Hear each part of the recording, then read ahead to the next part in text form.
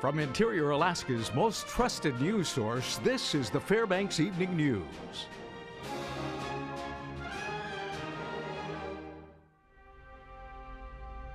Good evening. Thank you for joining us. Fairbanks Memorial Hospital today released findings from a Joint Commission survey completed on May 8th. The commission accredits and certifies healthcare organizations across the country. Though the hospital received high marks in many areas, an issue was discovered with the immediate use of steam sterilization. Surveyors reportedly found that the process was being used without adequate documentation. Of more than 5,000 procedures annually, the use of IUSS was not properly documented in 3 cases at FMH. The Joint Commission views this as an immediate risk to life and safety and has preliminarily denied accreditation to the hospital. Now, if it were to lose accreditation outright, FMH would not be reimbursed for procedures covered under Medicare.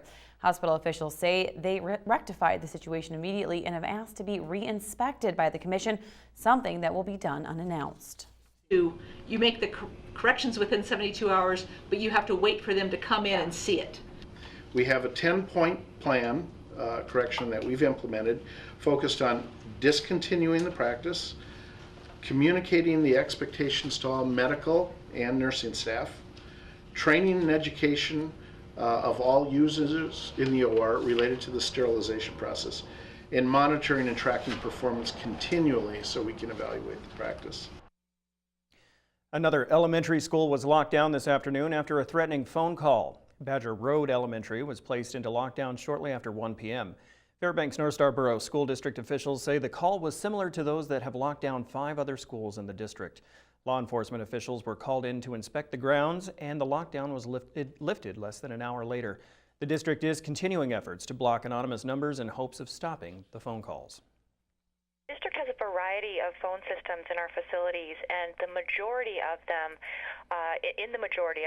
the feature that blocks anonymous calls has been activated. However, there are a few where we are still in progress with, and unfortunately that anonymous call came through at one of those facilities today.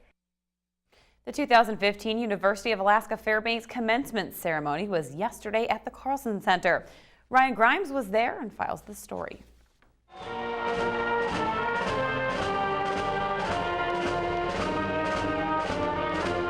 Yesterday, over 1,300 students graduated with degrees at the University of Alaska Fairbanks. 297 people are to receive their associate's degrees.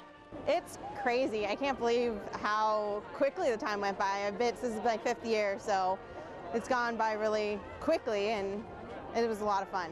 577 will get their bachelor's degrees. The hard work was hard, and there's a lot of it, but I feel good about getting it completed, and I think it'll pay off. But only 40 earned their doctorates this year.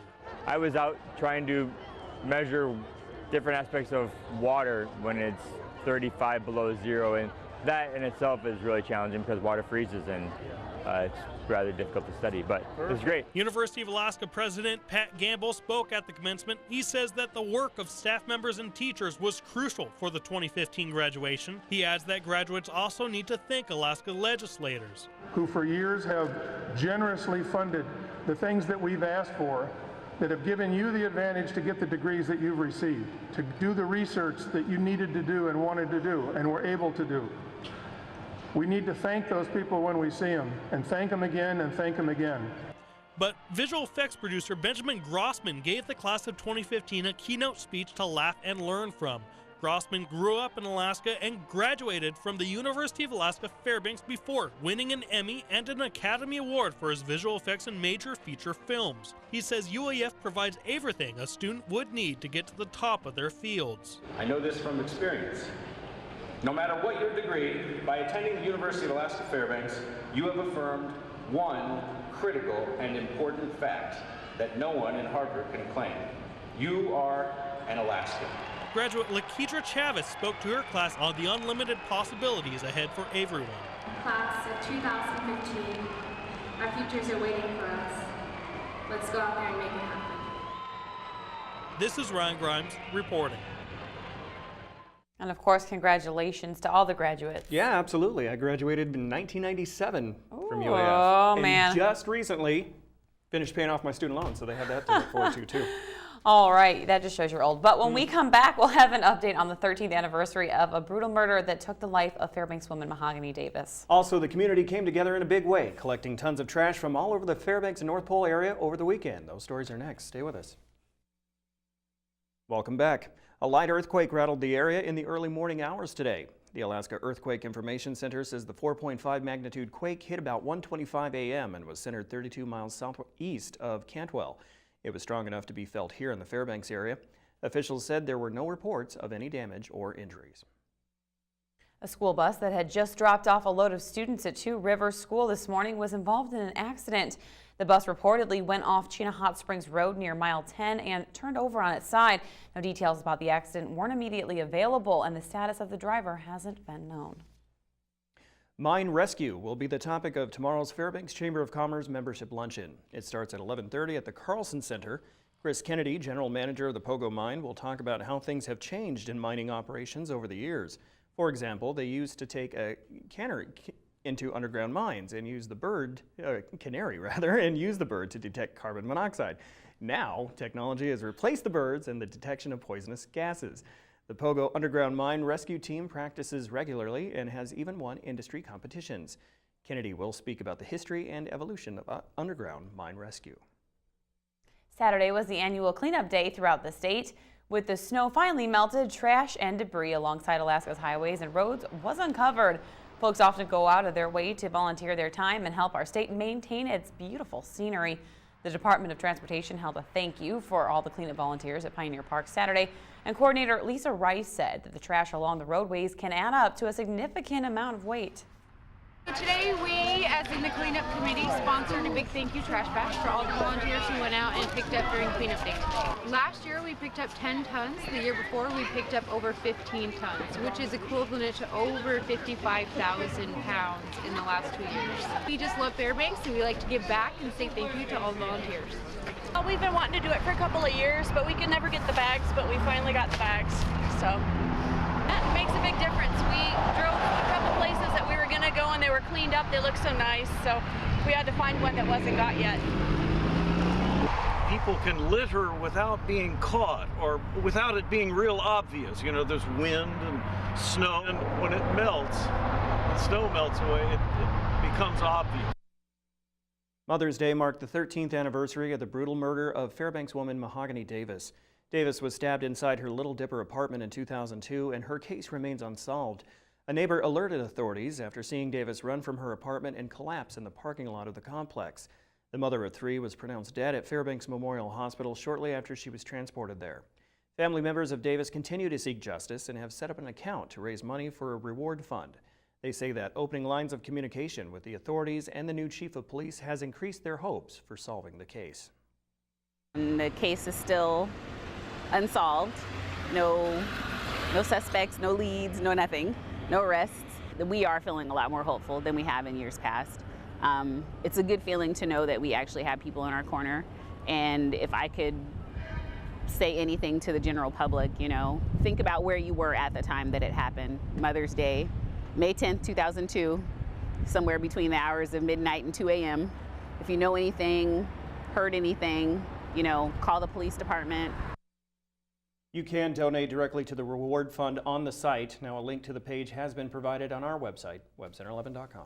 All right, Joe Cook is up next with sports. He'll bring us the weekend recap right after the break.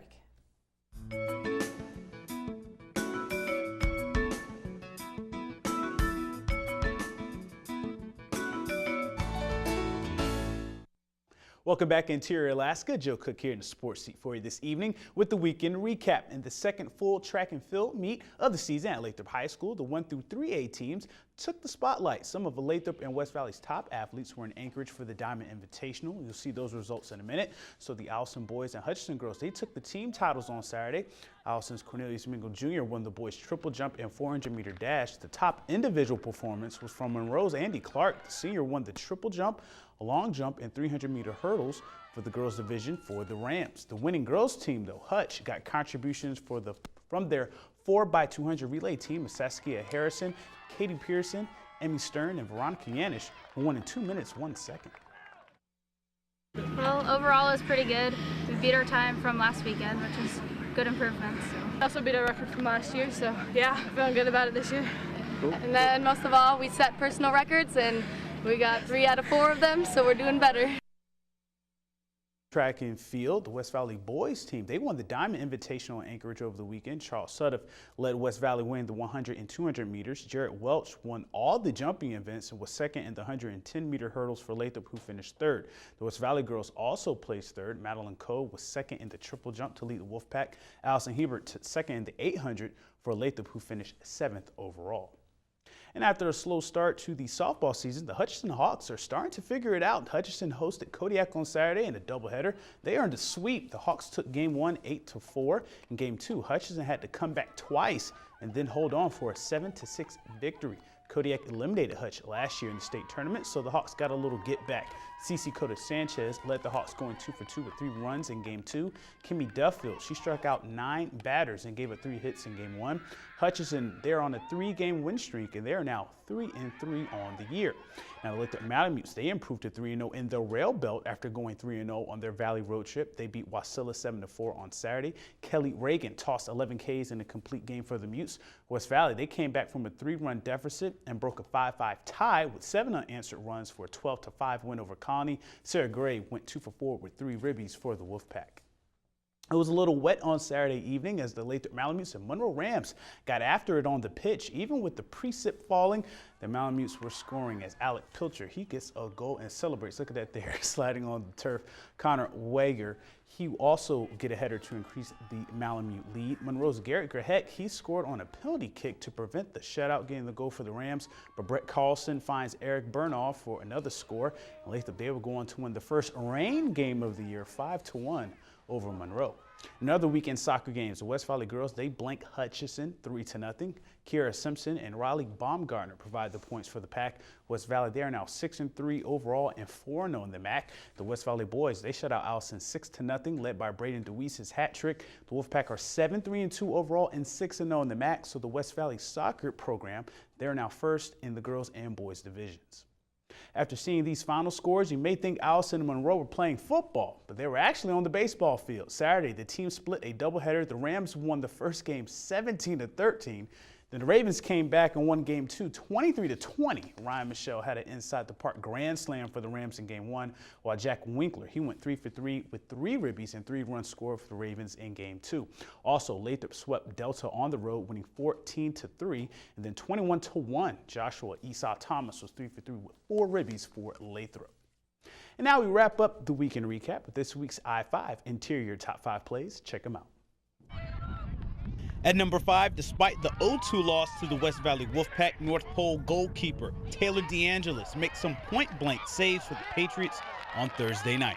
At number 4, Hutchinson's Cole Grimes provides us the nifty back kick for a score as Hutchinson defeats Allison 6-0 on Wednesday for their first win of the season. Number 3, we're going yard. Hutchinson's Kimmy Duffield sends one out of the park for a 2-1 home run, her first of the year, in Hutchinson's 5-3 win over North Pole on Wednesday. Number 2, check out this solo double play from Lathrop first baseman Evan Wilkin. He catches a line drive out of the air. The base runner never advances to second, but Wilkin beats him to first in Lathrop's 10-0 win over West Valley on Friday. And at number 1, down 3-2 to the Hutchinson Hawks, and West Valley's Autumn Hendry launches a 3-run home run for the Wolfpack. They win a back-and-forth battle 9-8 over Hutchinson on Tuesday night. To vote for the play of the week, click on your play on the I-5 poll on Webster11.com. You can also comment on the KTVF Facebook and YouTube posts, and send a tweet to KTVF11 Sports on Twitter for your vote. The play of the week will be revealed this Friday. The I-5 Sports Report is brought to you by Adient Orthopedic Physical Therapy.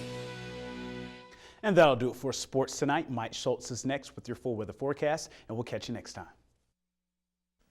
Hey everyone, welcome back into the Fairbanks Evening News from Monday night. Hope you had yourself a good weekend, a good Mother's Day. Mike Schultz with you once again talking about the weather, and I saw my actually first bolt of lightning today. We had some thunderstorms rumbling around the area today, and they're not quite through yet, but they'll be just kind of tapering off as the daytime heating starts to cool down. But it does show us that we are definitely getting into more of an early summertime pattern, and temperatures are expected to soar back up there again by this weekend. We'll tell you about that in just a little bit. This is really a cool photograph sent in by Celia Vissers, And I call it moose showing respect at Eielson Air Force Base. Look at them taking their bows right there in front of the Eielson Air Force Base building there. That's pretty cool. That is really a great shot. And as always, if you have a photograph that you'd like to share, send it to photos@ktvf11.com. That's cool.